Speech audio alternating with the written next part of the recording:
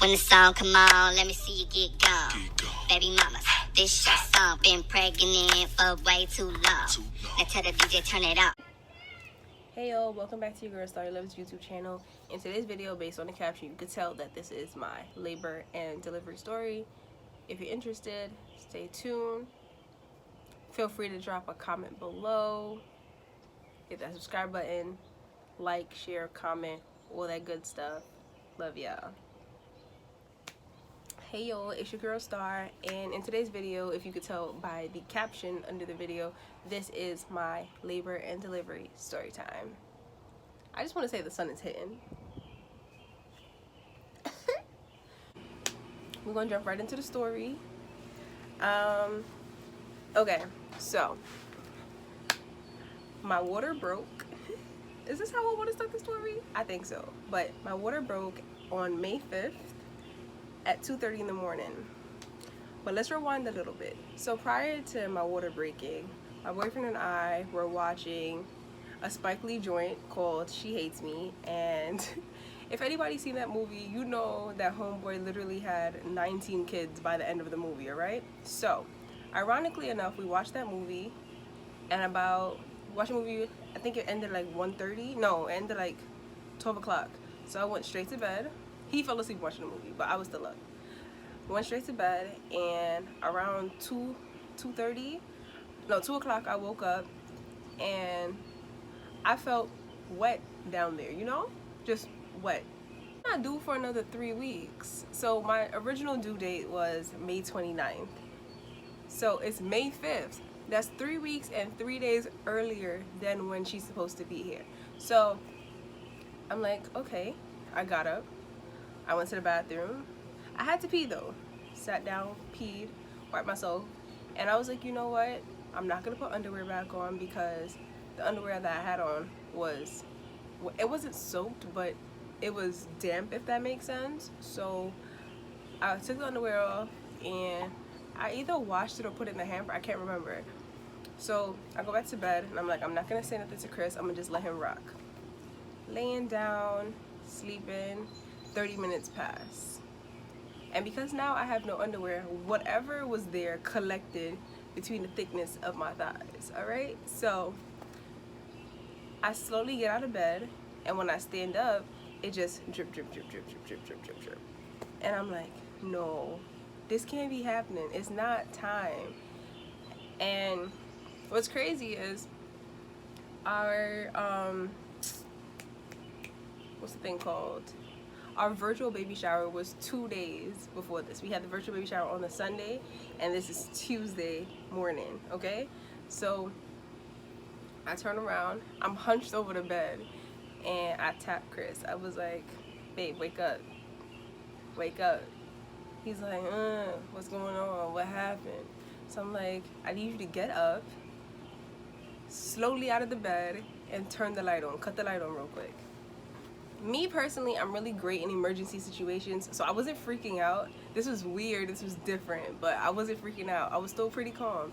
So he gets out of bed, and he's all groggy, still a bit dotish from still sleeping, you know, because I disrupted his sleep. So he gets up and walks over to the lamp and cut the light on, and he's like, are you okay? I'm like, I'm not really sure, but I gotta go to the bathroom. I think my water is breaking. I was like, I know it didn't fully break because I feel like the floodgates of heaven would have just opened up, you feel me? But it's like drizzling. So he's like, okay, helps me to the bathroom. I'm sitting on the toilet, and I'm like, go get your phone. He gets his phone, he comes back, he was like, what happened? I said, I need you to Google if it's possible for your water to break slowly, because I wasn't sure if this was the thing. So he Googles it, and he's like, I don't know what I'm looking for, here's the phone. So I take the phone, and I'm scrolling, and an article comes up. Was it an article, or was it like a WebMD page? I don't know, but it was something, and it was like, your water could fully break, or it could just break up until the time the child is born. So I'm like, okay. So I looked at him, I said, it's time. And he's like, you sure? I was like, yeah, I'm sure, it's time. So he turns around, and his mom comes out of her room, and she's like, you guys okay? I was like, it's time. Z's coming. She was like, you sure? You serious? You sure? I was like, yeah. She was like, did you guys do the baby bag? Did you guys do your hospital bag? I'm like, no, because the plan was that Tuesday we were going to do the hospital bag. We were about to build the bassinet, build everything for the room, because we're like, about to be in our nesting stage, but we didn't get to nest. So turned around, I hopped in the shower, I bathed, did my little ones and twos, came out the shower, and I got dressed. And she was like, I felt like she was coming. Whole time when we had the virtual shower, all of his sisters were jinxing me. They was like, Star, this baby coming this week, and I'm like, no, we got 3 more weeks. God knew what he was doing, because the amount of pain I was in, there was no way I was lasting 3 more weeks with Z. So turn around, I get dressed, we hustling and bustling to put the baby bag together. And I remember my doctor had told us that we had 4 hours to get to the hospital. So I'm like, okay, cool. 2 o'clock, the water started breaking. I didn't really wake Chris up till 2:30. It's 3 o'clock, I showered. I was like, by 4:30, we need to leave the house, because we got to get to the hospital within that 4 hour window. So you're not counting 2 o'clock. 3, 4, 5, 6. By 6 o'clock, the latest, we needed to be at the hospital. So by 4:20, we hopped in the car and we're driving. When I say we hit every speed bump known to man, I mean, he did his best to not just keep on hitting the speed bumps, but we was hitting speed bumps. And there was nothing he could really do about it, because if you know about New York, our highways, our streets, bumpy as hell, okay? So I'm like, okay. The contraction started around 4:30. I'll probably insert my contraction timetable, because I was functional enough to do my contractions, to monitor my contractions till a certain point. I think I got maybe 13 or 14 contractions in before we got to the hospital. So on the highway, the contractions hitting, and I'm not really feeling nothing. I'm feeling little twinges, but at the same time, it's like I have endometriosis, if you guys didn't know, and my cramps have been terrible since the age of 9. So I was kind of used to being in pain during that time of the month. Thanks, Eve. So we're sitting in the car, driving. We even stopped to find food. Couldn't even find food on the way to the hospital, because our sis was starving. I know you're not supposed to eat when you go into labor, but I didn't know how long I was going to be in labor for, and our sis was hungry. Not hungry, I was hungry. So turned around, we're driving. Everything was closed because COVID. Open times were delayed, so we couldn't really go anywhere to get food. We ended up stopping at a 7-Eleven. I got a croissant, some fruit, and a large hot chocolate. Weirdest labor meal, but that's what I wanted. That was the only thing available to me at the time. So we get the food, we get everything, we get to the hospital, and honestly, I'm not gonna lie to you, wearing these masks all the time it's pretty annoying. So we get to the hospital and we trying to get everything out the car, and you see Chris over there with 3 bags on his arm: the baby bag, my duffel bag, his duffel bag, and we just moving. So we get to the hospital, we had to put our mask on before we went inside, obviously. So we go inside and the people are like, oh my god. Mind you, I'm really small. He's like, yeah, she's in labor. So you can't really tell that I'm pregnant. You kind of see a belly, but I was small. So they're like, okay, let's get a wheelchair. So they check my temperature. They put these little scanners on your forehead.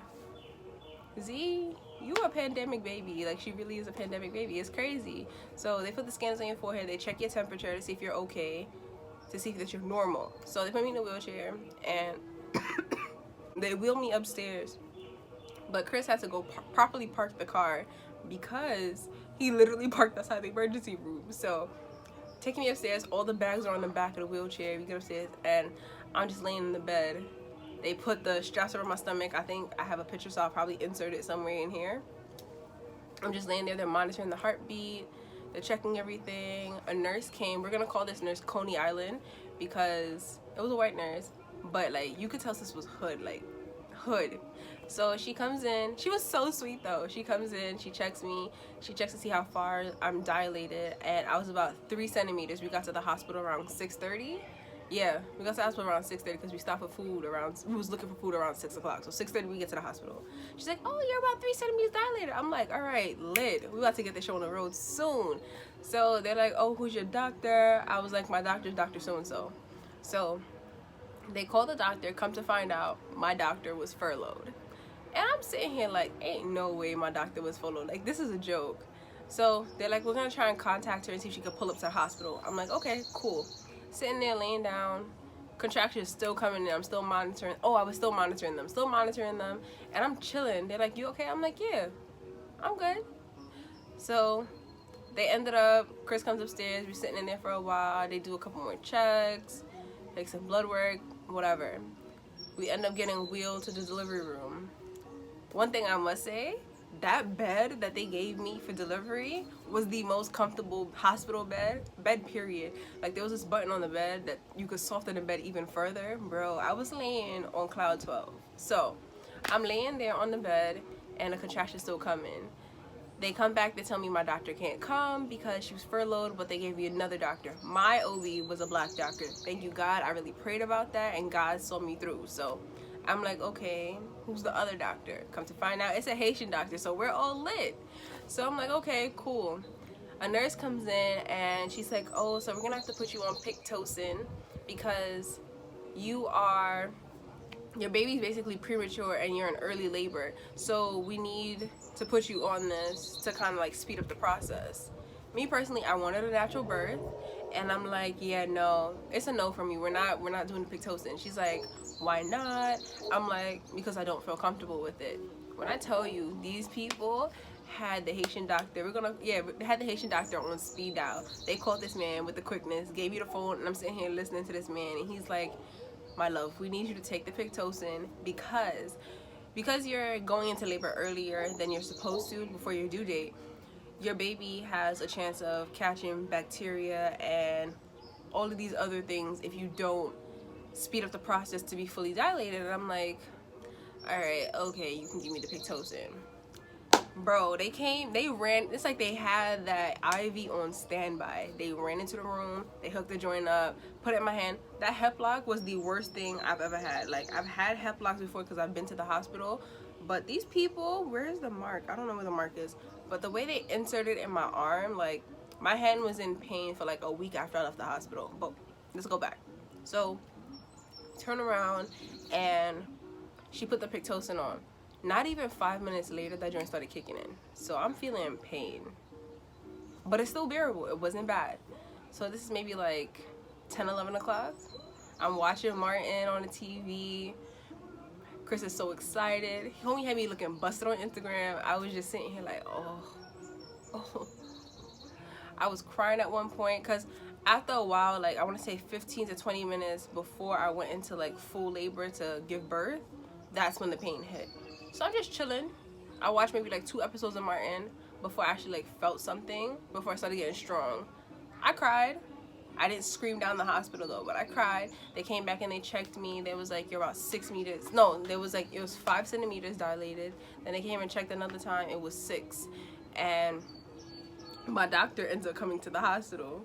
So I'm laying in the bed and she walks into the room. She goes, oh my God, Star, you weren't due yet. You had another 3 weeks. You weren't on my list. So because she got furloughed, she had to create a list of all of her patients that will be going into labor soon. I think that she delivered them. I can't remember. So she was like, you weren't on my list. I'm not supposed to deliver this baby. And I'm like, I know. I was like, you got me out here with another doctor. But I was still grateful because it was a black doctor, because black doctors understand black issues.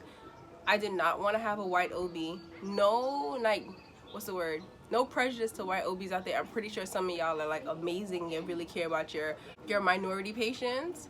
But for me and my house, we wanted a black doctor, and God saw fit and gave me my black OB. So and then they gave me another black. The whole team was black. So she's like, yeah, well, I can't. She's like, I can't deliver the baby, this, that, and third. And she's like, I gotta go. My mom's waiting for me downstairs. This lady took 2 steps to leave the room. I screamed. I was like, please don't leave me. Don't leave me. And she's like, oh.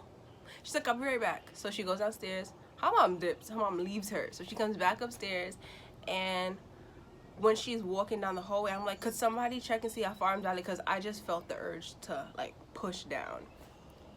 But it wasn't time to push yet. No.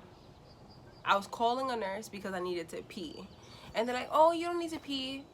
Your water's still breaking. My water was still breaking. It started breaking at 2 o'clock in the morning, and it was still breaking by the time we got to the hospital. It was just like little fluid. I felt like I was peeing myself on the bed, but they had like these little chucks under me, so I was Gucci.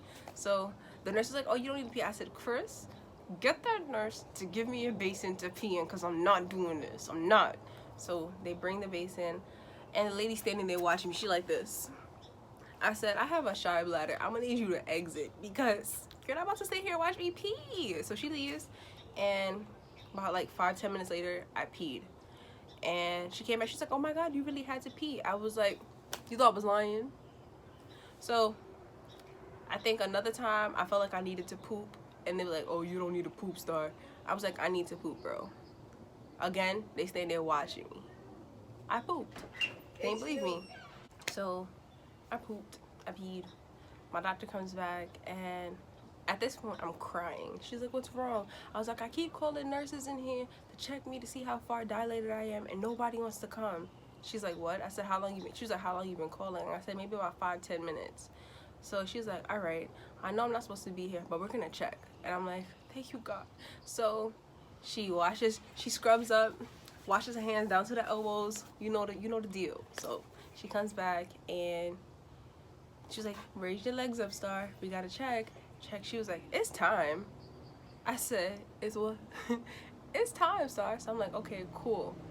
So then she's like, what she did? She goes outside to the hallway, and she calls everybody inside to the room. So this is what I mean when I say it's an all-star cast. Like, all the doctors, the midwives, the nurses, everybody. Oh, I forgot an important detail.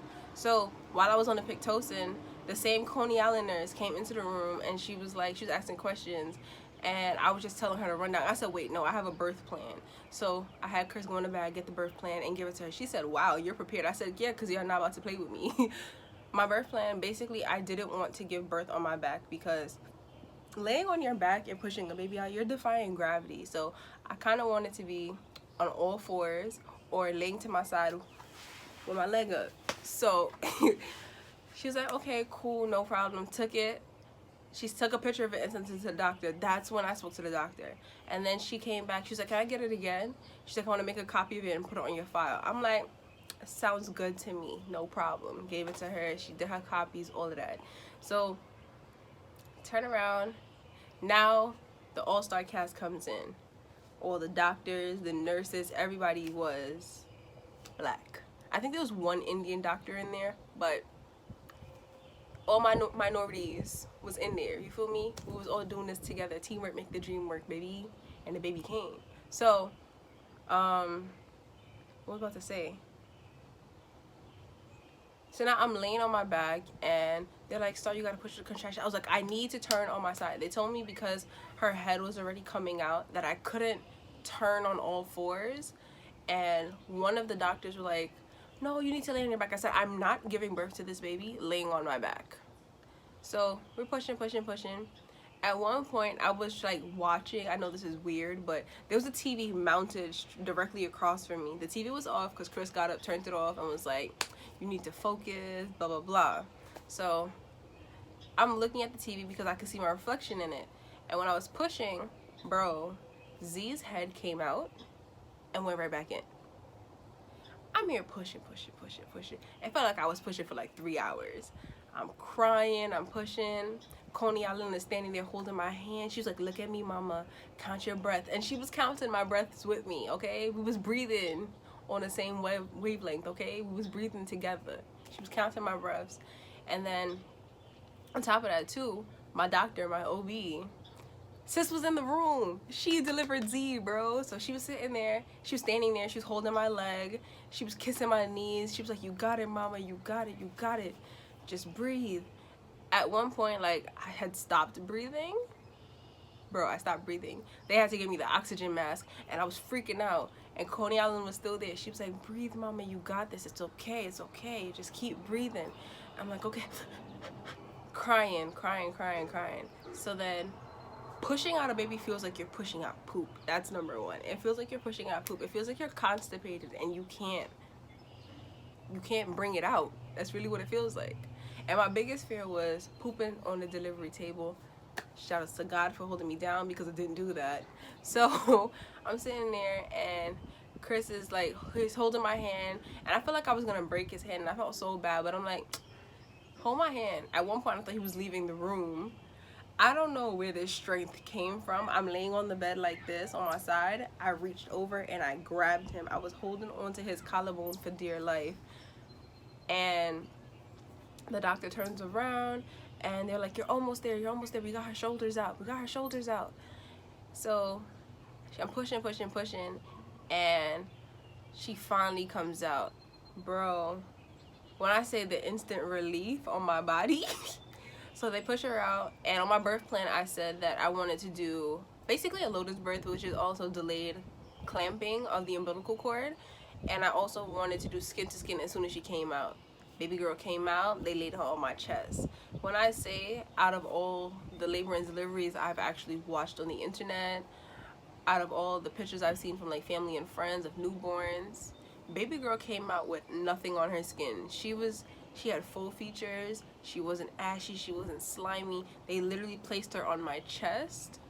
Her eyes were closed at first. They placed her on my chest. Her eyes opened up. I made eye contact with her and I cried, okay? Like, that was the most beautiful moment of my life. So she's laying on my chest and I'm just hugging her and I'm just crying.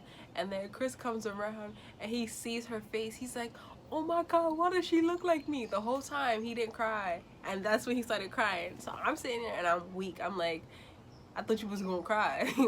So they turn around, and as much as he said he didn't want to cut the umbilical cord, Daddy cut the umbilical cord. It was so cute. So I thought that joint was gonna be to cut it. I thought it was gonna be easier to cut it, but you gotta literally like climp to cut the umbilical cord. It doesn't cut in one like cut. The movies be lying to you. Also, I know in the movies they show like the fathers be in they scrubs like from head to toe. That's not real life. Baby was in his outside clothes holding my hand in the hospital room, okay? And had her, they did all her checks. She was amazing. Everything was perfect. She was 6 pounds. They had to take her out of the room to do like her sugar test and stuff. The thing that pissed me off with this hospital, everything was 5-star review, but the thing that pissed me off, because on my birth plan, and I made it known that I wanted my placenta after I gave birth. When I say after the placenta came out, that thing was the ugliest thing I've ever seen in my life, by the way. It looked like a squid. No, not a squid. It looked like, what's the name of that thing? I'm gonna just put a picture here, but it looked like that thing that just floats in the water and people get electrocuted. I can't remember the name of it, but the picture's right here. So I'm laying there in the bed and the people just pick up everything and they dip out the room, and I'm like, where's my placenta? Bro, I never got my placenta, okay? Like, they dipped. Till now, I'm still wondering what they did with my placenta, okay? So they turn around, they put us in the postpartum room, and they bring her in, and she's still so perfect, like, so perfect. And she had a full head of hair. That had nothing to do with my genetics, because if you follow me on Instagram and Facebook, you guys knew that I had like terrible heartburn. And everybody's like, oh, she's gonna come up with a head of hair, and I'm like, no, she's not. Like, my family does not create babies that come with hair. Like, I was bald headed till I was 3. Sis had the fullest head of has the fullest head of hair, and that's all daddy's genes. I got nothing to do with me. Perfect. She looked just like him, okay? It's like I was a surrogate for this man, but it's fine. They wait about 24 hours before they do like certain checks with the baby, and when they did the checks the next day, so I gave birth at 3:10 in the afternoon. I didn't do any I had no epidural, no pain medication, nothing. The only thing I had was that Pitocin to induce my labor and bring baby girl on. I told myself that I didn't want to do any epidural because, one, my mom still has back pains almost 25 years later after having me and my sister. So it's like, do I really want that? Plus, the whole pregnancy I had terrible back pains, and I didn't want to cause or make that even worse, you know? So no epidural, no pain medication, nothing. I did it straight like a G. You feel me? I had no and it was a natural birth, no C-section or anything. No tearing at all. I just stretched. That was it. Stretched. No tearing, nothing. They had to stitch nothing up. They said, "Oh, mommy, you're good." Then I also found out that I pushed her out in about 25 minutes, which, pat on the back, because it felt like 5 hours. 25 minutes, bro, that's literally nothing. But when you're in pain, it feels like a long period of time. So we're in the postpartum room. They did the checks 3:10 the next day, and we find out that she has jaundice. So they had to incubate her, and that was my greatest fear because as a baby I had jaundice, and I have minimal blindness from that. Not even minimal. I'm half blind because I had jaundice and they didn't cover my eyes properly. So like, her having jaundice was a fear for me because I'm like, I didn't want her to get that because I just want her eyesight to be perfect. 20/20 vision, you feel me? I didn't want no complications or anything, but everything happens for a reason. So the doctor comes in and they bring like this huge incubator. They wanted to take her to the NICU, but me and dad were like, no, we want her in the room with us. So they bring the incubator into the room and they incubated her.